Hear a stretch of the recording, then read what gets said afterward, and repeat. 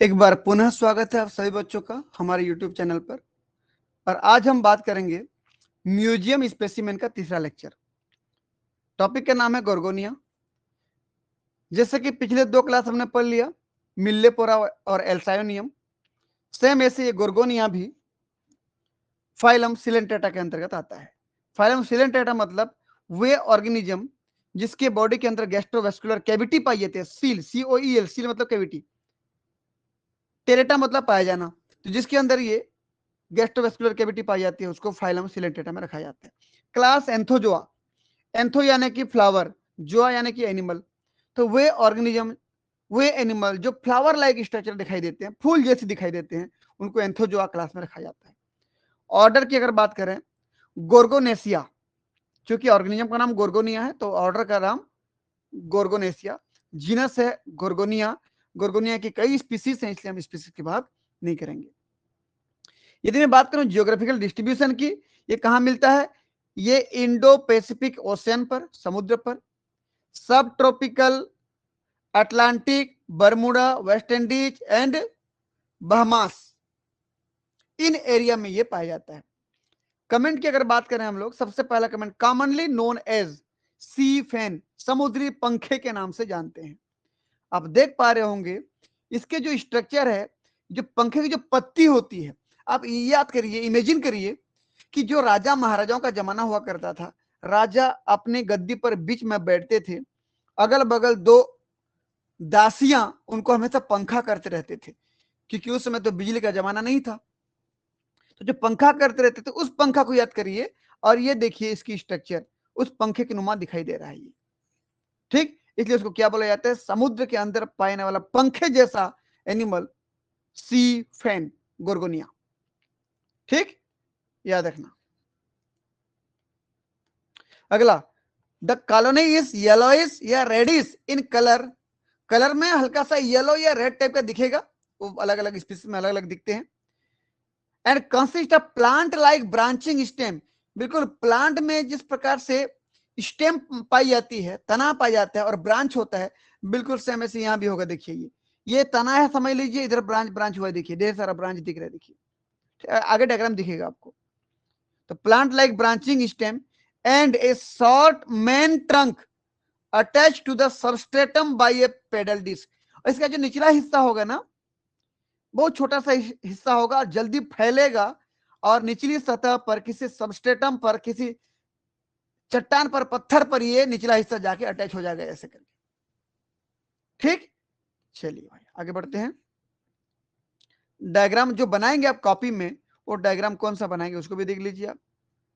ये आपको इस डायग्राम को बनाना है, ये तो रियल डायग्राम है, रियल वाले को नहीं बनाना है, वो समझने के लिए था। जो कॉपी में बनाएंगे, ये देखिए प्लांट के स्टेम की तरह जा रहा है ये, अब ब्रांच भी हो रहा है, देखिए ऐसे ब्रांच ब्रांच होते जा रहा है, ब्रांच ब्रांच होते जा रहा है। ठीक, अगला, the colony branches only in one plan in the feathery manner. Feathery manner मतलब आप मुर्गी के पंख को देखे होंगे कि पंख जो है केवल एक ही प्लान में वो ब्रांच रहता है, ऐसे चारों तरफ नहीं निकला होता है, उसके जो फेदर्स होते हैं मेन एक्सिस के केवल दो ही तरफ निकले होते हैं। सेम ऐसे ये भी होता है, ये इधर और इधर निकलेगा, आगे और पीछे नहीं रहेगा ये। आप इस डायग्राम में देखो, राइट लेफ्ट बोलो तो आगे पीछे नहीं निकला होगा, केवल राइट और लेफ्ट में बिल्कुल मुर्गी के पंख की तरह कैसे वो फैला होता है वैसे ये भी फैला होगा। ठीक, केवल एक ही प्लान में।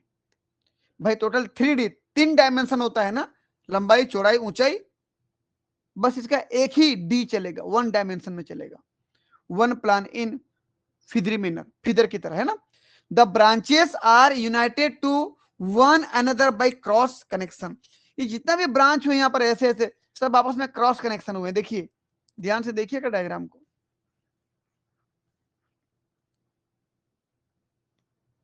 ये देखिए, ये जितना भी, देखिए ये मेन स्टेम था, मान लीजिए मेन स्टेम था, ये इधर ब्रांच होते गया, और इधर जो ब्रांच हुआ देखिए, इधर का ऐसे ब्रांच गया, ऐसे सब आपस में इंटरकनेक्ट हो गया, देखिए क्रॉस कनेक्शन हो गया।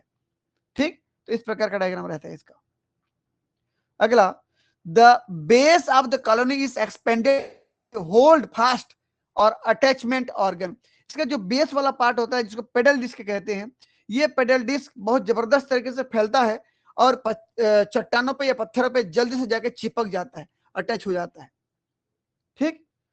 न्यूमेरस स्मॉल एंथोकोडियल रिट्रैक्टाइल पॉलिप, जिस प्रकार से एल्सायोनियम में पॉलिप हुआ करते थे ऐसे यहां भी, are found in row on two side of stem and branches. अब क्या बोल रहे हैं, ध्यान से देखिए, यहां पर मैं किसी एक की बात कर लेता हूं, चलिए इधर बात करते हैं। इतना इतना को देखिए आप।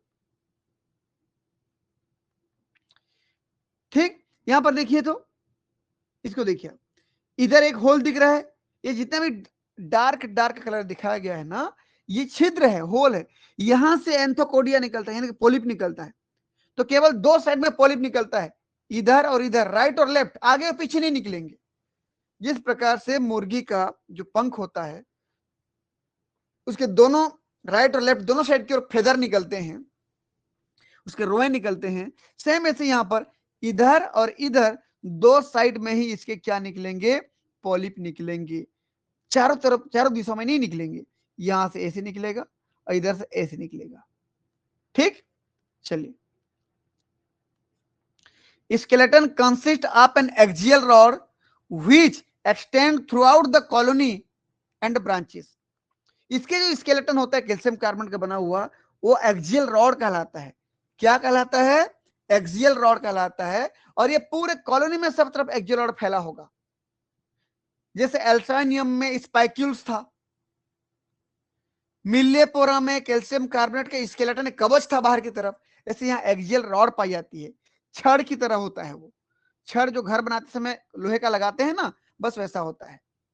ठीक, उसको क्या बोलते हैं हम लोग, एक्सियल रॉड कहते हैं। एक्सियल रॉड एक जबरदस्त प्रकार के फ्लेक्सिबल, थोड़ा सा टफ मटेरियल से बना होता है, जिसको गोर्गोनिन कहते हैं। देख लीजिए, axial rod is made up of a flexible horn like material, flexible भी है, थोड़ा सा टफ जैसा भी है, gorgonin which is ectodermal in origin, जो कि ये उसके एक्टोडर्म से निकलता है। ठीक, एक्टोडर्म से निकलता है गोर्गोनिन। जिस प्रकार से हम मिल्लेपोरा में एक्टोडर्म से कैल्शियम कार्बोनेट निकालते थे, सेम ऐसे गोर्गोनिया में एक्टोडर्म से गोर्गोनिन निकाल रहे हैं, और यही एक्सियल रॉड बना रहा है, यानी कि छड़ बना रहा है, यानी कि इसका स्केलेटन बना रहा है। ठीक, गोर्गोनिया आल्सो कंटेन न्यूमेरस स्पाइक्यूल्स, इस गोर्गोनिया में बहुत सारे कांटे भी पाए जाते हैं, और ये कांटे उसके मीजोग्लिया वाले पार्ट में मिलेंगे। मीजोग्लिया देख लीजिए फिर कहां पे होगा, ये देखिए जूम कर रहा हूं, देखिए तो ये मान लीजिए एक्टोडर्म है, ये गैस्ट्रोडर्म है, तो ये बीच में मीजोग्लिया, मीजोग्लिया में क्या पाए जाएंगे, स्पाइक्यूल्स पाए जाएंगे। ठीक, और इस एक्टोडर्म से क्या निकल रहा होगा, गोर्गोनिन नामक केमिकल निकल रहा होगा, जो कि रॉड बना रहा होगा। ठीक, तो ये हो गया हम लोग का गोर्गोनिया का क्लासिफिकेशन, जियोग्राफिकल डिस्ट्रीब्यूशन और कमेंट कंप्लीट।